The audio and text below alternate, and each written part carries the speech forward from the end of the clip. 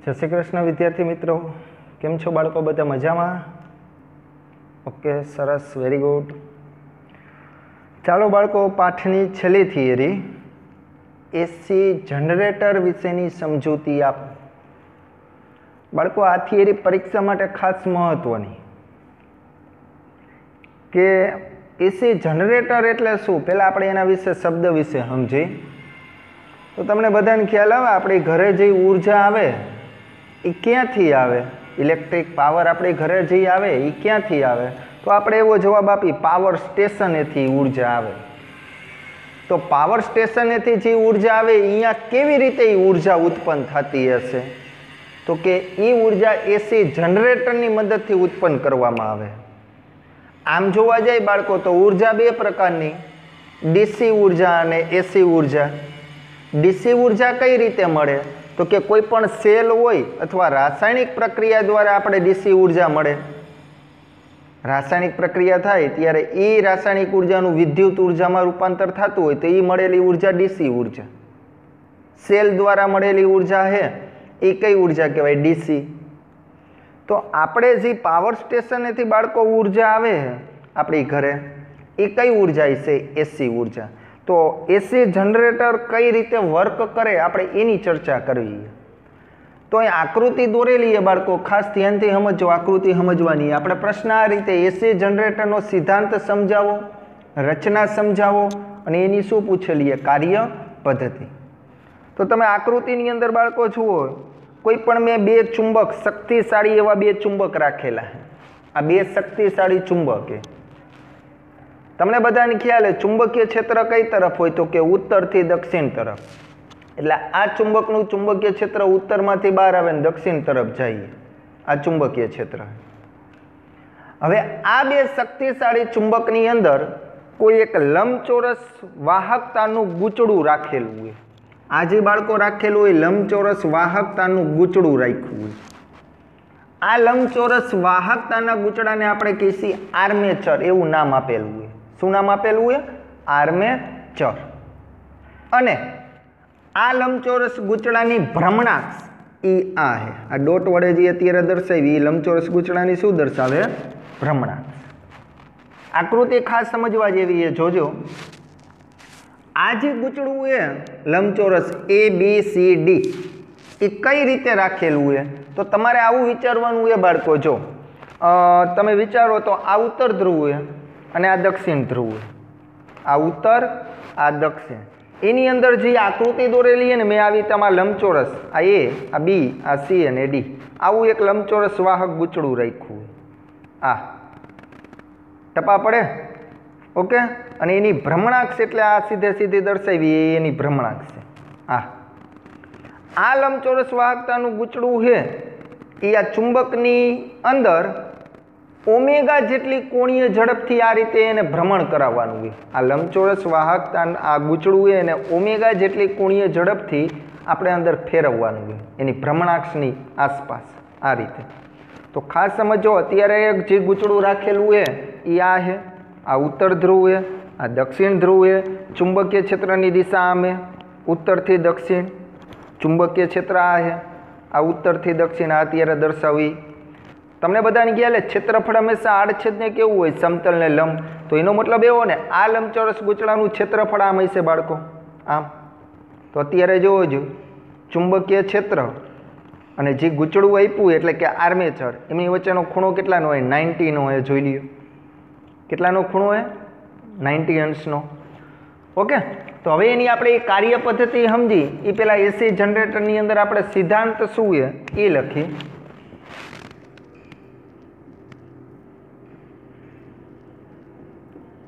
ते यांत्रिक ऊर्जानुं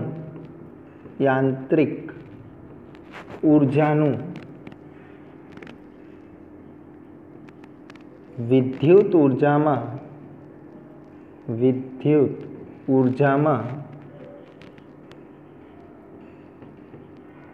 रूपांतरण करे छे। यांत्रिक ऊर्जानुं विद्युत ऊर्जामां शुं करे? रूपांतरण करे छे। ओके। आनी कार्य पद्धति આપણે આની અંદર અત્યારે હું બધું વર્ગીકરણ નથી લખતો, તમને જે પીડીએફ આપેલી છે બાળકો એમાંથી તમે જોજો, હું સમજાવું અત્યારે તમને, બરાબર છે. સ્ટેપ આવશે મેથેમેટિક એ આપણે જોતા જશે. ઓકે, તો આપણે આની અંદર કર્યું છું તો કે ચુંબકીય ક્ષેત્ર ઉત્તરથી દક્ષિણ તરફ છે, એની અંદર કોઈ એક આર્મેચર એટલે કે લંબચોરસ ગૂંચળું આવેલું છે. આ લંબચોરસ જો ચુંબકીય ક્ષેત્ર બી આમ એ ક્ષેત્રફળ આનું આમ હશે બહારની તરફ આ રીતે, તો ખૂણો કેટલાનો થશે 90. આ જે લંબચોરસ ગૂંચળું એ આ ભ્રમણાક્ષની અંદર આની અંદર આ રીતે ફરતું હશે, આ રીતે આવી રીતે, બરોબર. આ લંબચોરસ વાહક જે ગૂંચળું એની સાથે મેં કોઈ પણ બે સ્લીપર રિંગ જોડેલી છે, જોઈજો બાળકો, બે શું જોડેલી છે? Sleeper ring. આ જે દર્શાવું ને બાળકો, આ ભાગ, આ આટલો ભાગ, આ સ્લીપર રિંગ, આ થોડીક 3D માં આવે, જોજો, સ્લીપર રિંગ, આ સ્લીપર રિંગ જ છે. ઓકે, અને આ જે બે છે ને, આ ભાગ એ કાર્બન બ્રશ છે, કાર્બન બ્રશ. ઓકે, તો આ બે સ્લીપર રિંગ છે. એક આ ગૂંચળાનો છેડો છે ને, જે આ જોઈજો, સમજો, આ છેડો છે ને આ સ્લીપર રિંગ સાથે જોડેલો છે, અને આ ગૂંચળાનો છેડો છે, આ જે ડી છેડો, એ આ સ્લીપર રિંગ સાથે જોડેલો છે, આ રીતે. અને એની સાથે કોઈ એક પરિપથ જોડ્યો હોય, અહીંયા તમને કંઈક આઉટપુટ મળશે, એ આ અલ્ટરનેટિક સ્વરૂપે મળે. શું કામ અલ્ટરનેટિક? કેમ કે ચુંબકીય ક્ષેત્રની આની અંદર હે અલ્ટરનેટિક ખૂણો બદલાતો જાય છે, અને આ ગૂંચળું એ આની અંદર ઓમેગા જેટલી કોણીય ઝડપથી પરિભ્રમણ કરે. તો અહીંયા એક મુદ્દો તો આ ખ્યાલ આવ્યો, આર્મેચરની ભ્રમણાક્ષ ચુંબકીય ક્ષેત્રને કેવી આવેલી છે? લંબ. અહીંયા લખું આર્મેચરની ભ્રમણાક્ષ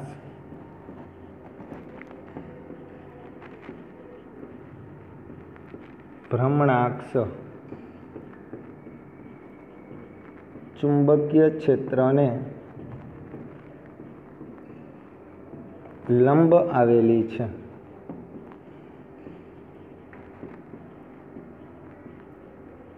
ઓકે, આ મુદ્દો બધાને ખ્યાલ આવે. આર્મેચરની ભ્રમણાક્ષ ચુંબકીય ક્ષેત્રને કેવી આવેલી છે? લંબ. અને બીજું કે અહીંયા જે આર્મેચર બાળકો આપ્યું એ યાંત્રિક રીતે ભ્રમણ કરાવવામાં આવે. કેટલી ઝડપથી ભ્રમણ કરશે? ઓમેગા જેટલી કોણીય ઝડપથી આની અંદર એ ભ્રમણ કરશે. એટલે આની અંદર શું થાય? ચુંબકીય ફ્લક્સમાં શું થશે? ફેરફાર. ચુંબકીય ફ્લક્સમાં ફેરફાર થાય એટલે તમને બધાને ખ્યાલ છે શું ઉત્પન્ન થાય? EMF. તો અહીંયા આ રીતે લખી શકીએ આપણે. કઈ રીતે? તો કે આર્મેચરને યાંત્રિક રીતે ભ્રમણ કરાવવામાં આવે તો આર્મેચરને યાંત્રિક રીતે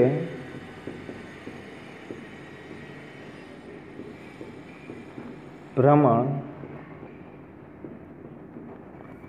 કરાવવામાં આવે તો ચુંબકીય ફ્લક્સમાં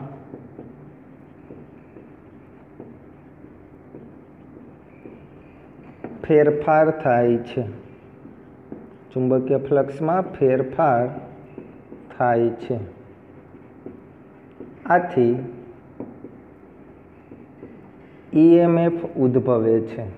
EMF ઉદ્ભવે છે. આ જે આર્મેચરનું ગૂંચળું છે આની અંદર પરિભ્રમણ કરશે એટલે ચુંબકીય ફ્લક્સ બદલાય. શું કામ બદલાય હમણાં આગળ જોશી. આપણે એક સૂત્ર મૂકશી. તમે ભણી જ ગયા હો ચુંબકીય ફ્લક્સનું સૂત્ર, ફાઈ બરાબર AB cos થીટા. થીટા બદલાય, થીટા બદલાય તો ચુંબકીય ફ્લક્સ બદલાય, ચુંબકીય ફ્લક્સ બદલાય તો શું ઉત્પન્ન થશે? EMF. ગૂંચળાના છેડાઓ અહીંયા બે સ્લીપર રિંગ સાથે જોડેલા છે અને બે બ્રશ સાથે જોડેલા છે. તો એ મુદ્દો એડ કરી દઈ. અહીં ગૂંચળાના છેડા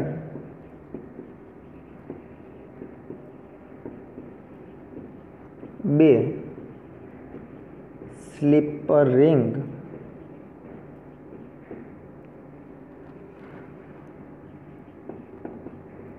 અને બે કાર્બન બ્રશ સાથે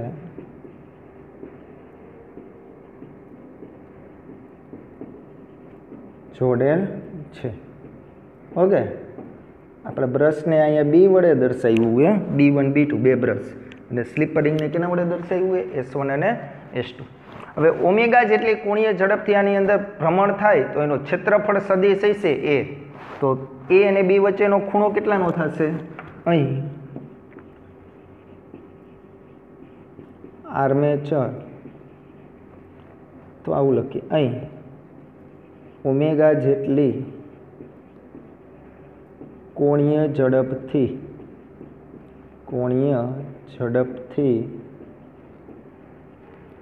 ભ્રમણ આપતા ચુંબકીય ક્ષેત્ર બી અને આર્મેચરનો ક્ષેત્રફળ સદિશ એ, આર્મેચરનો ક્ષેત્રફળ સદિશ એ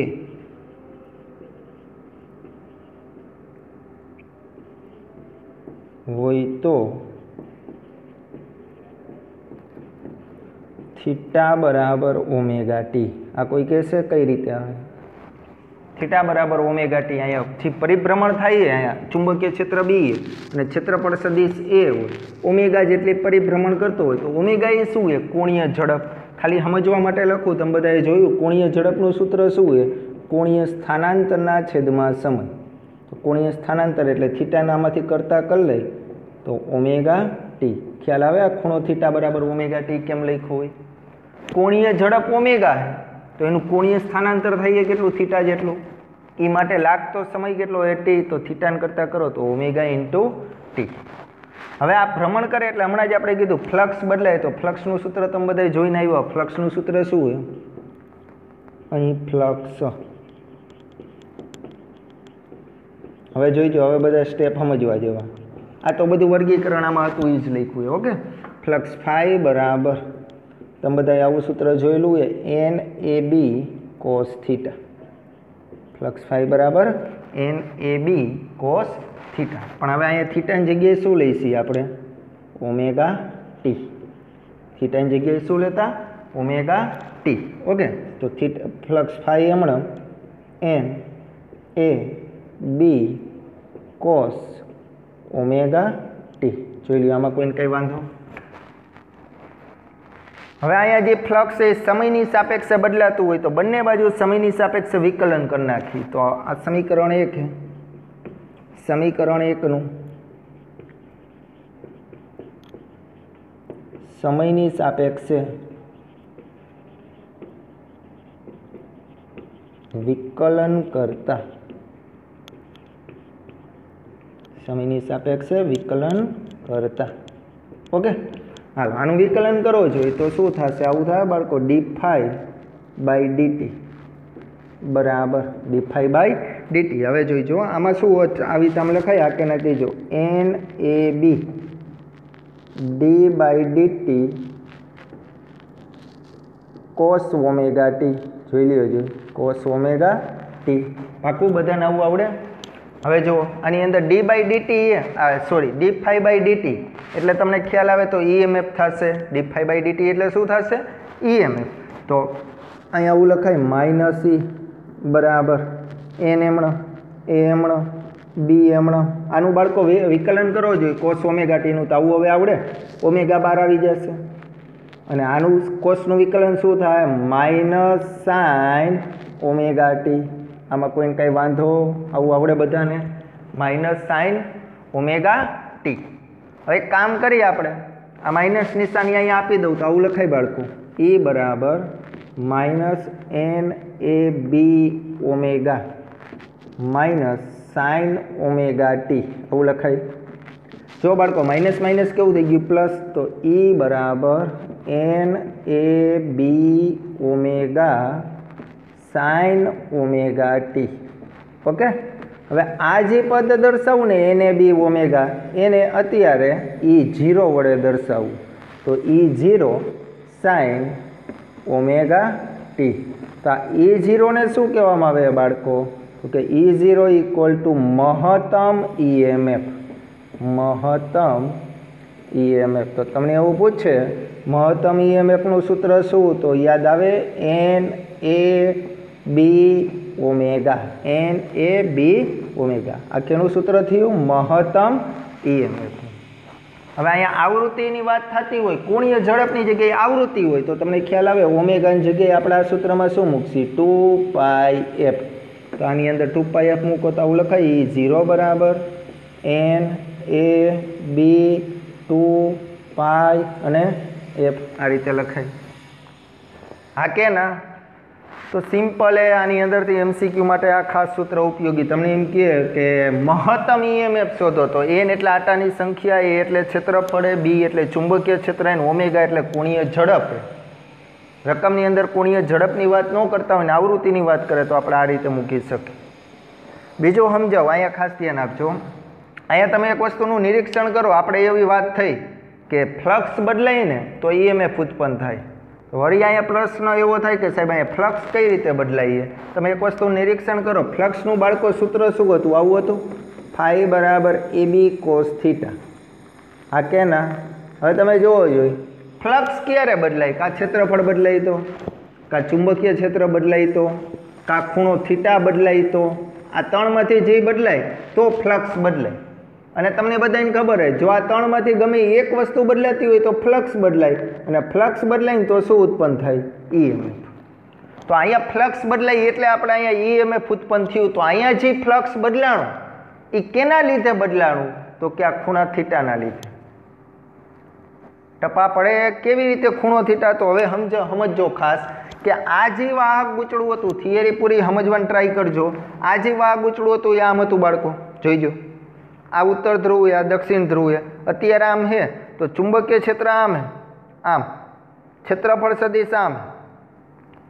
ચુંબકીય ક્ષેત્રની દિશા છે આ તરફ, આ દર્શાવ્યું એ તરફ. ક્ષેત્રફળ અત્યારે આકૃતિમાં આમ તો ખૂણો કેટલા થયો? 90 થયો.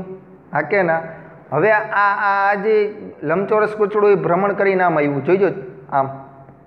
તો હમણાં કયો છે ચુંબકીય ક્ષેત્ર તો આમ જ છે. અને જો ક્ષેત્રફળ સદિશ લંબરૂપે એટલે જોઈ લો બે વચ્ચેનો ખૂણો થીટા બરાબર 0 થયો. થીટા બરાબર આ બે એક જ દિશામાં, થીટા બરાબર કેવો થયો? 0. મારો કહેવાનો મતલબ આમ હતો ત્યારે 90નો ખૂણો થયો. હા કે ના? આમ હે તો 0.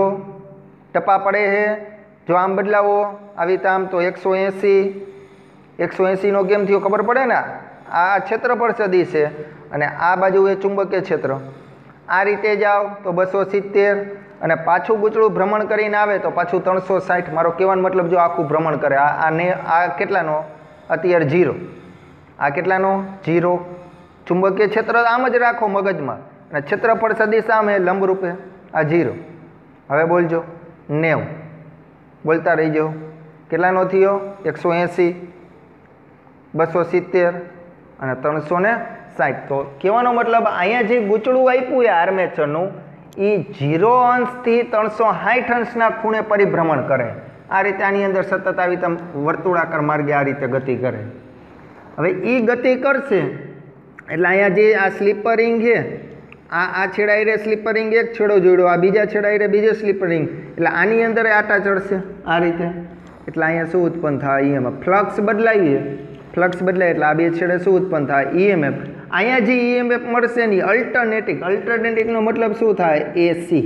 આવું મળશે, સતત બદલાતું એટલે એસીનો વક્ર કેવો હોય ખાલી સમજવા માટે આપણે ચેપ્ટર 7માં જોશી વધારે. એસી એટલે આવું થાય, સાઇનોસોઇડલ. આ પ્રકારના વેવ મળશે આપણે.